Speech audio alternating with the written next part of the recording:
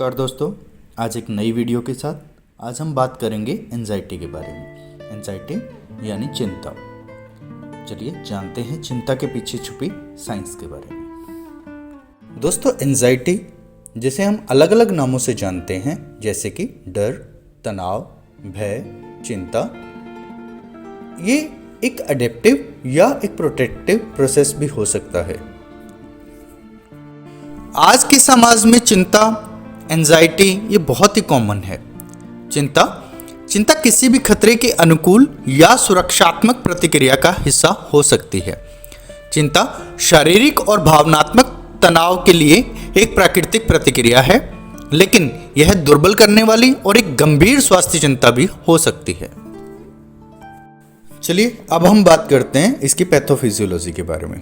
वैसे तो एंजाइटी या तनाव, इसके लिए बहुत सारे कारण हो सकते हैं, जैसे जेनेटिक भी हो सकता है, फिजियोलॉजिकल भी हो सकता है, कोई ऐसी सिचुएशंस भी हो सकती हैं, कोई फैमिली हिस्ट्री भी हो सकती है, किसी तरह के कोई स्ट्रेसर्स भी हो सकते हैं।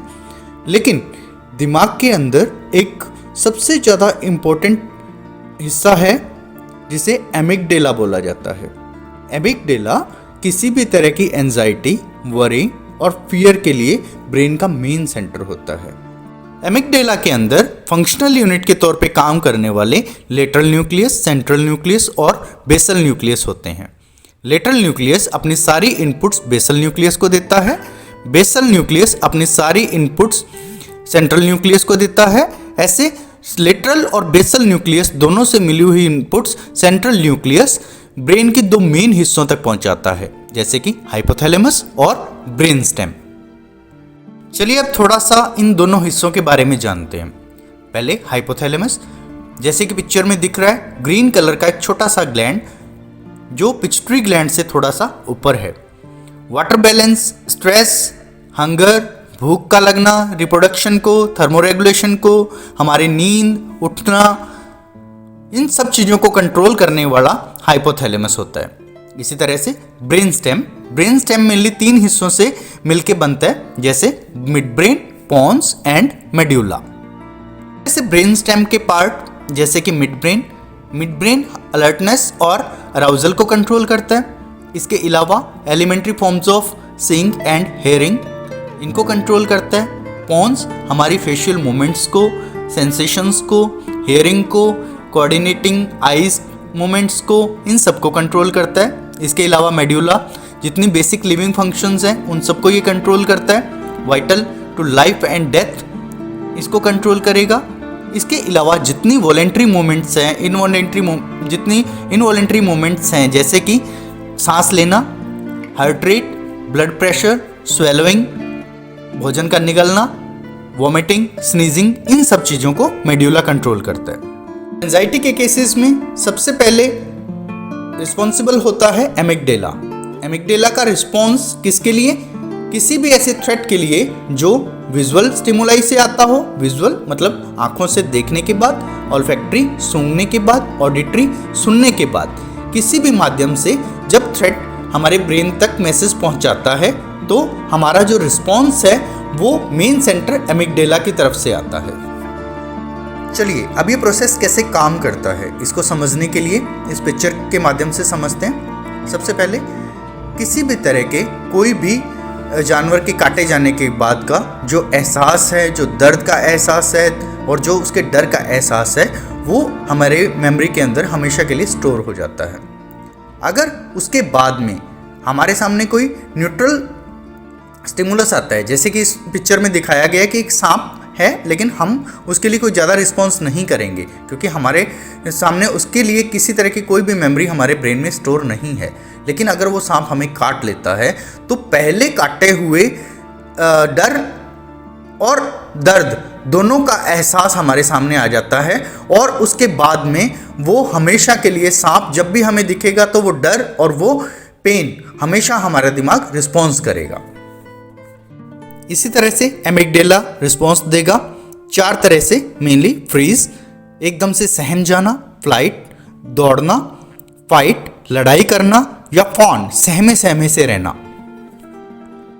अक्सर एंजाइटी और चिंता के रोगी सीने में दर्द, चक्कर आना, धड़कन, थकान, सांस की तकलीफ, पसीना, मांसपेशियों में दर्द या तनाव या विभिन्न प्रकार की गैस्ट्रोइंटेस्टाइनल कंप्लेंट्स जैसे शारीरिक लक्षणों का अनुभव करते हैं।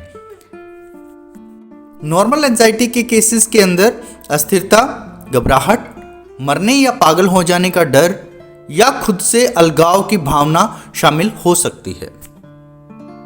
ये ऐसे रोगी से उसके सिम्टम्स के बारे में पूछा जाना चाहिए जिसमें तनाव कारक जैसे कि कुछ दवाइयाँ, कुछ नशीले पदार्थ, कुछ नशीली दवाइयों का सेवन उपयोग जैसे कि कैफीन, कोकीन आदि शामिल हों, इनके बारे में पूरी जानकारी लेनी चाहिए। रोगी की सामान्य चिकित्सा स्थिति के बारे में भी प्रश्न करना उचित है। अब बात करते हैं फिजिकल एग्जामिनेशन के बारे में।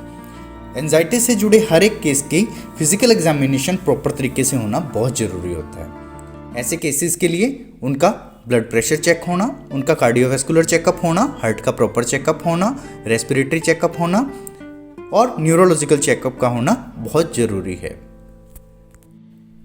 अब बात करते हैं एंजाइटी से जुड़े हुए केसेस, जो केसेस अनकंट्रोल्ड हैं और जिनका एंजाइटी लेवल बहुत हाई है, उनके लिए कुछ लैब टेस्ट कौन कौन से हो सकते हैं, जैसे कि सीरम कैल्शियम लेवल का काउंट होना।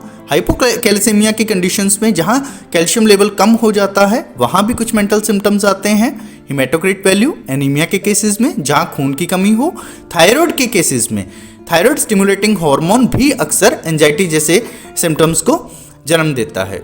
इसके अलावा कुछ और स्क्रीन टेस्ट होते हैं जैसे कि ड्रग्स का, कुछ मेडिसिन की वजह से भी ऐसा हो सकता है।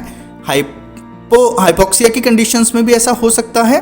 इसके अलावा ग्लूकोज लेवल का कम होना, इनकी वजह से भी ऐसा हो सकता है। तो कुछ इलेक्ट्रोलाइसिस की जांच होना भी जरूरी होता है। हर तरह के एंजाइटी या तनाव के केसेस को ट्रीटमेंट की ज़रूरत नहीं होती, इसीलिए एंजाइटी को कुछ स्केल में डिवाइड किया गया है जैसे कि माइल्ड, मॉडरेट, सीवियर और डेबिलिटेटिंग। और एंजाइटी से जुड़े केसेस में किसी भी एक अच्छे डॉक्टर, एक अच्छे काउंसलर का होना बहुत ज़रूरी होता है और ये उसका एक अहम रोल भी होता है। तो इसीलिए अगर आप किसी भी तरह का कोई तनाव महसूस कर रहे हैं जिस पे आप अपने आप कंट्रोल नहीं कर पा रहे, तो किसी भी अच्छे डॉक्टर से, किसी भी अच्छे काउंसलर से जाके मिलिए और एक अच्छा ट्रीटमेंट लेने के बाद आप इस तनाव, एंजाइटी जैसे रोग से बिल्कुल निश्चिंत होकर छुटकारा पा सकते हैं। खुश रहिए, मस्त रहिए और स्वस्थ रहिए। ऐसी और वीडियोस के लिए हमारे चैनल को सब्सक्राइब करें, लाइक करें और अपने किसी भी तरह के क्वेरीज के लिए कमेंट कर सकते हैं और बेल आइकन को जरूर दबाएं। धन्यवाद।